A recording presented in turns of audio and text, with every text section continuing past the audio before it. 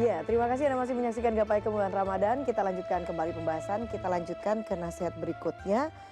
Disebutkan bahwa di antara pelajaran cukuplah kematian Nah, sebagai pelajaran. pelajaran. Nah, mengapa kematian ini disebut sebagai pelajaran yang cukup dan juga yang paling mahal bagi Iya, manusia, Mbak Kiai? Eva. Seandainya kata guru saya nih, dalam hidup ini kamu nggak pernah mendengar nasihat apapun, tapi kamu bisa mengambil pelajaran dari kematian orang lain yang kamu saksikan, itu sudah cukup, Mbak Eva. Kita ini sebagai manusia, Mbak Eva, itu paling tidak suka itu bicara tentang kematian. Benar. Kita bicara apapun, masih kita tolerir kok. Iya. Misalnya nih yang menyakitkan, misalnya ada orang jomblo, ditanya kapan nikah, masih berani loh saya nanya sama teman saya yang sampai usia lebih dari 50 tahun belum nikah. Itu masih saya berani tanya, kapan kamu nikah? Tapi saya nggak berani tanya tuh Mbak Eva, sama orang yang udah tua, masih hidup aja, kapan mati? Kan nggak ada. Karena orang itu paling tidak mau Mbak Eva, itu membincangkan tentang kematian. Kematian. Kalau dulu misalnya ada penyair Indonesia, namanya Hairil Anwar, itu punya puisi, aku ingin hidup 1000 tahun. Padahal kalau doanya makbul itu repot sendiri Mbak Eva. 1000 tahun bayangin, anak sudah nggak ada kan. Iya. Cucu, cicit sudah nggak ada, udah mati semua. Mau hidup dengan siapa dia? Teman sudah alih generasi. Bayangin kalau 1000 tahun kan, berarti dulu tahun 1000, 100 tahun aja udah nggak punya 100 teman tahun mungkin nggak ya, punya Kiai teman, ya. 1000 tahun. Iya. Tapi itu watak manusia. Saya dulu berpikir Mbak Eva, sebelum saya ngaji, itu cuma Hairil Anwar. Ternyata Nabi Adam dulu digoda di surga oleh iblis, itu kan mempannya dengan itu. Nabi Adam tuh mau ditawarin harta, enggak ada lah. Tapi begitu iblis ngomong, hal aduluka, mau nggak saya tunjukin Adam? Apa kata Nabi Adam? Ala syajaratil khuldi, atas pohon keabadian. Wa mulkin la yabla, dan kekuasaan yang tidak ada habisnya. Kata Nabi Adam, apa itu? Kalau kamu makan buah itu, hidup nggak mati-mati, berkuasa nggak turun-turun. Masya Allah, itu kalau buah itu ketemu sama calon legislatif, sama calon presiden, dimakan itu nggak, presiden nggak berhenti-berhenti itu. Itu watak kan. Nah, kalau kita lihat seperti itu, maka dasarnya Mbak Eva, semua manusia yang hidup itu memang tidak suka dengan kematian. Semua yang hidup itu memang takut dengan kematian. Oleh karena itu ketika ada kematian, itu nasihat yang tidak mungkin tidak menggetarkan jiwa orang yang beragama. Nih, kita kalau lihat kematian kan Mbak Eva, yang mungkin tidak kita bayangkan, ini orang kemarin sehat, ini orang tertawa, ini orang punya segala-galanya, tapi ada satu yang tidak bisa dia lawan, itu yang namanya kematian. Begitu ngelihat ya, yang berpangkat wafat, yang punya ilmu wafat, yang kaya semua orang akan seperti itu. Dan sering kali Mbak Eva, wafat itu kan tanpa tanda. Kalau ada orang sakit menahun kemudian wafat, itu kan walaupun tidak bisa dipastikan kapannya, tapi persiapan mentalnya kan ada Mbak Eva. Tapi kan tidak sedikit ada orang yang masih segar bugar, tiba-tiba besok kemudian sudah meninggal. Nah, ketika mendengar seperti ini, rasanya Mbak Eva, tidak ada nasihat yang lebih bagus daripada kematian. Itu rahasianya. Orang-orang tua kita di Indonesia ini Mbak Eva, itu selalu meletakkan kuburan di masjid. Saya dulu itu suka bertanya-tanya, kuburan tua itu di Indonesia, kayak makam-makam di sekitar Wali Songo, itu masih dekat dengan masjid. Iya. Iya kan? Maka saya dulu tanya, kenapa ini kok masjid selalu ada kuburannya? Jawabannya sederhana Mbak Eva. Karena orang dulu itu rajin ke masjid.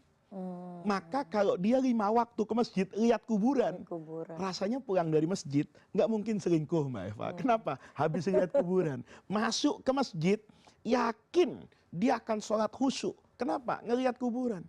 Nah sementara kita hari ini Mbak Eva masuk masjid atau di masjid, itu kehilangan konsentrasi kan. Iya. Karena kita sholat di masjid begini, Allahu Akbar, Bismillahirrahmanirrahim. Tiba-tiba tukang sate nyipas-nyipas depan masjid kan. Maka asapnya masuk ke kita. Iya. Ketika kita sholat, yang kita ingat itu sate kan. Nah kalau orang dulu meletakkan kuburan di depan masjid, itu agar orang mengingat.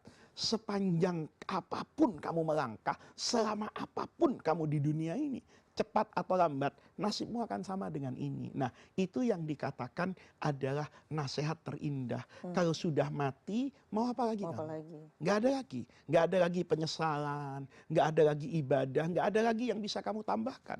Oleh karena itu, ketika melihat kematian, kata Sayyidina Ali, itu nasihat yang paling bagus.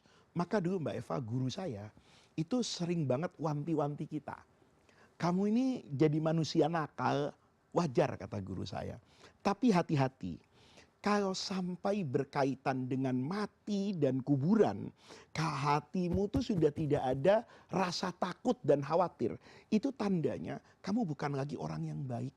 Oh, Ini hati-hati Mbak Eva. karena kadang-kadang memang masalah kematian itu mungkin menjadi hal yang tidak menyentuh hati lagi untuk Iya, sebagian orang iya. ya Kiai. Kalau sudah Nauzubillah min tidak dzalik ya, menyentuh Kiai. hati dengan kematian, lalu apa yang bisa menyentuh hati orang itu? Ini mohon maaf ya, hari ini kan banyak orang yang tertawa di atas kuburan.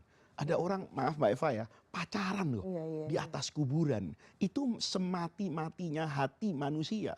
Itu orang yang tidak lagi menganggap kuburan itu sebagai sesuatu yang perlu dia pikirkan hari ini. Makanya para pemirsa, perkataan Sayyidina Ali itu mengingatkan betul kepada kita bahwa hanya dengan mengingat kematian. Makanya Mbak Eva, yang ada dalam sholat sekalipun, sholat itu katakan tiang agama yang paling penting, tetapi di dalam sholat itu kan diajarkan mengingat kematian. Di mana mengingat kematian? Baca Fatihah itu. Ketika baca Fatihah kan Bismillahirrahmanirrahim, Alhamdulillahirabbil alamin, Ar-Rahmanirrahim, Malik Yaumiddin. Bahwa Allah ini Malik, itu adalah pemilik, Malikun adalah raja penguasa pada hari apa? Hari kiamat. Hari kiamat. Kita ini ingatnya Senin kan? Selasa, Rabu, Kamis, Jumat, Sabtu, Ahad. Lupa Mbak Eva. Kalau ada hari yang namanya hari kiamat. Maka begitu ada Malik Yaumiddin, sholat. Kita jadi ingat nih Mbak Eva. Oh iya ya. Lalu untuk apa Mbak Eva?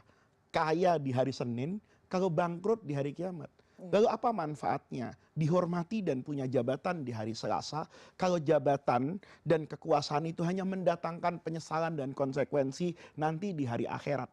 Untuk apa sehat, tampan, berwibawa di hari Rabu, kalau nanti itu hanya akan mendatangkan penyesalan dan kehancuran pada hari kiamat. Nah, ini sebetulnya adalah inti kan untuk mengingat kematian. Maka kata Rasulullah, orang yang rajin mengingat kematian, sesuatu yang memutuskan kenikmatan dunia apapun, itu nanti adalah tanda orang yang bisa menjadi orang baik. Nah, Kiai, bagaimana cara menjadikan misalkan begitu ya, kalau kematian memang sudah tadi yang Kiai katakan ya. Nah, bagaimana cara menjadikan kematian ini sebagai pelajaran nyata begitu ya? Iya. Sebagaimana kemudian diajarkan di zaman Rasulullah Iya, misalkan. yaitu sering-sering mengingat kematian Mbak Eva. Orang kalau sering-sering mengingat kematian, itu sadar hidupnya nggak panjang kan. Kita kata ya Allah ini 60 tahun, ini 70 tahun, ini 100. Tapi dalam hidup kita Mbak Eva, belum pernah ketemukan jenazah yang 1000 tahun. Iya. Ketika kita katakan ya Allah ini 90 tahun, ini 80 tahun. Timbul kan kesadaran dari kita, saya ini udah sekian gitu. Kalau sama dengan orang ini, jatahnya tinggal Jatahnya sekian. tinggal berapa? Kalau sama dengan yang ini, jatahnya tinggal sekian. Kalau sama dengan yang itu, mungkin lebih pendek lagi. Nah, ketika kita mengingat ini semua Mbak Eva, itu kan menjadi magnet ya. Menarik hati kita untuk sadar. Ayo, kalau nggak sekarang kapan? Kalau bukan hari ini, apa ada jaminan besok tetap hidup? Nah, yang seperti ini Mbak Eva, kalau berulang-ulang, itu akan mendatangkan kesadaran yang baik. Sayangnya Mbak Eva, hari ini kuburan itu hanya ditakuti setannya.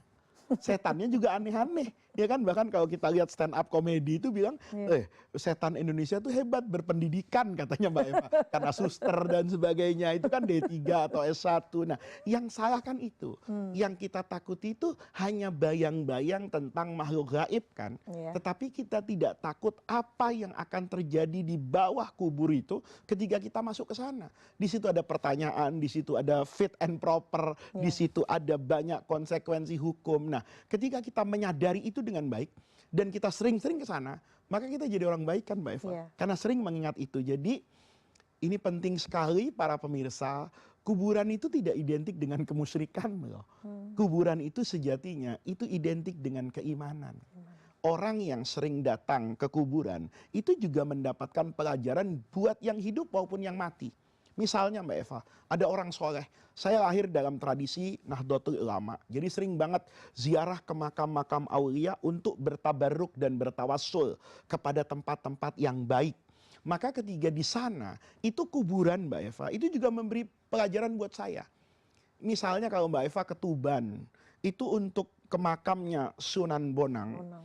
itu harus naik becak, naik motor. Iya. Itu saya kadang-kadang kagum Mbak Eva, betapa orang soleh ini sesudah matinya saja itu memberi kesempatan loh untuk orang yang hidup itu mencari apa ini? Nafkah.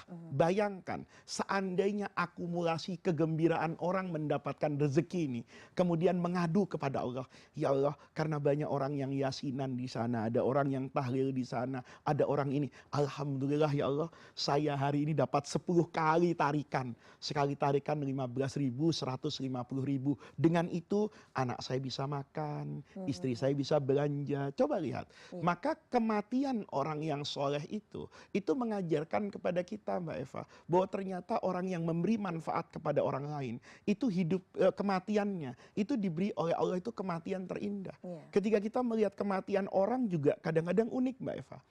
Kita ini, ya Mbak Eva ya, itu tidak bisa memilihkan dari rahim siapa kita lahir. Iya, betul. Tetapi kadang-kadang ada banyak orang diberi kesempatan oleh Allah untuk memilih caranya dia meninggal. Ada orang meninggal ketika azan, Iya. ada orang meninggal ketika ngajar. Iya. Saya kadang-kadang berpikir, ini kebersihan hati orang itu loh. Maka kemudian itu kan jadi pelajaran Mbak Eva. Coba misalnya, apa ada Mbak Eva kematian yang lebih indah dari seorang muadzin ketika memandangkan hayya ala sholat, ayo sholat, hayya ala falah, meninggal Mbak Eva. Saya berpikir, lah ini yang saya cari gitu loh. Masya Allah. Bukan saya yang berdakwah. Iya. Saya berdakwah belum tentu karena Allah. Iya. Bisa jadi karena upah, bisa jadi karena tarif, bisa jadi karena apa yang saya dapatkan dari manfaat duniawi. Tapi orang itu azan puluhan tahun di musola, tidak ada yang diharapkan gitu Iya. loh. Gaji juga nggak ada yang ngasih dia terima, minta nggak pernah. Nah, yang seperti ini Mbak Eva, kematian-kematian itu dari banyak aspeknya itu akan menjadi pelajaran yang terindah buat siapapun yang mau mengerti dan memaknai bagaimana manusia itu ketika meninggal. Masya Allah. Baiklah Kiai, kita akan lanjutkan lagi Kiai dengan topik lainnya, terutama kita akan bahas masalah fikih, tapi kita akan break dulu. Jangan kemana-mana, Gapai Kemuliaan Ramadan akan segera kembali sesaat lagi.